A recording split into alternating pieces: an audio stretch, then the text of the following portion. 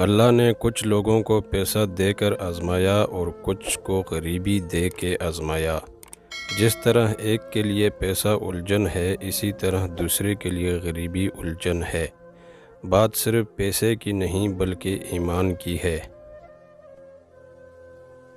ان لوگوں کو مت چھوڑو جو تمہیں چاہتے ہیں، کیونکہ یہ ناانصافی کے دروازوں میں سے ایک دروازہ ہے، اور ان لوگوں کی تمنا نہ کرو جو تمہیں چھوڑ دیتے ہیں، کیونکہ یہ مایوسی کے دروازوں میں سے ایک دروازہ ہے۔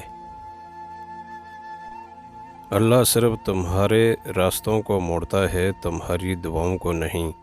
وہ تمہیں اپنے طریقے سے اپنی من پسند منزل تک لاتا ہے۔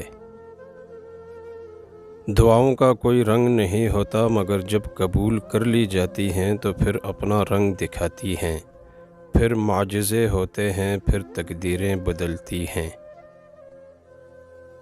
میرے خیال میں محبت تب ہو سکتی ہے جب آپ کسی ایسے شخص کو پائیں جس کے ساتھ آپ مکمل طور پر راحت مند ہوں، کوئی ایسا شخص جو آپ کو اپنے ساتھ راحت بخش بناتا ہو۔ یہ ایسا ہی ہے جیسے آپ نے خود کو پایا یا آپ کو اس کا دوسرا حصہ مل گیا۔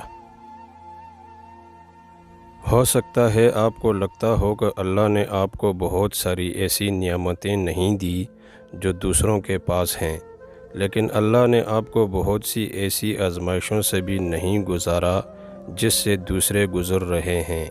تو حالات جیسے بھی ہوں، شکر ادا کرتے رہیں۔ ضروری تو نہیں کہ آپ ان لوگوں کے لیے اداس رہیں جنہیں آپ کی پرواہ نہیں۔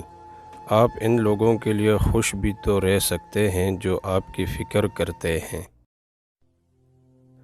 وقت گزرنے کے ساتھ درد اداسی میں بدل جاتا ہے، اداسی خاموشی میں بدل جاتی ہے، اور خاموشی اندھیرے سمندروں کی طرح ایک بہت بڑی وسیع تنہائی میں بدل جاتی ہے۔